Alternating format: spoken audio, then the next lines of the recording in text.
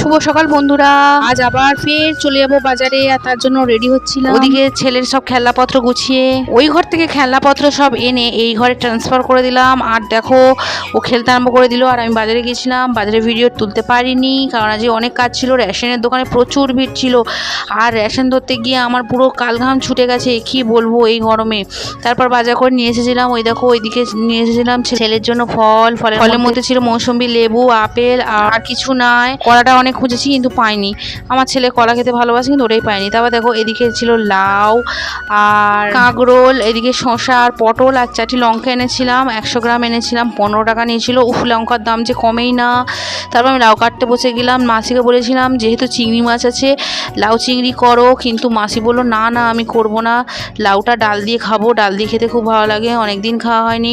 তার জন্য দেখো লাউয়ের খোসা ফোসা সব ছাড়িয়ে নিলাম, কারণ এটা ডাল দিয়ে হবে। আর এটা পিস পিস করে কেটে নিলাম। অনেকে জানি ছুরিতে কাটে, কিন্তু আমি বটিতেই কমফোর্টেবল ফিল করি, কারণ আমার ছুরিতে একদম পারি না, কেন আমি জানি না, হয়তো আমি আধুনিক নই। তারপরে আমার যেহেতু কাটা হয়ে গেল, এই দেখো পড়েই গেল নাচাতে গিয়ে। তো যাই হোক, এখানে আলু কাটছিলাম। মাছকে বলেছি নিরামিষ খাবো না, আমাকে ডিমের ঝাল করে দে, বড় বড় করে আলু কেটে মাংস টাইপস। তো আজকে আমাদের ভিডিও এখানে শেষ করলাম। Tata bye.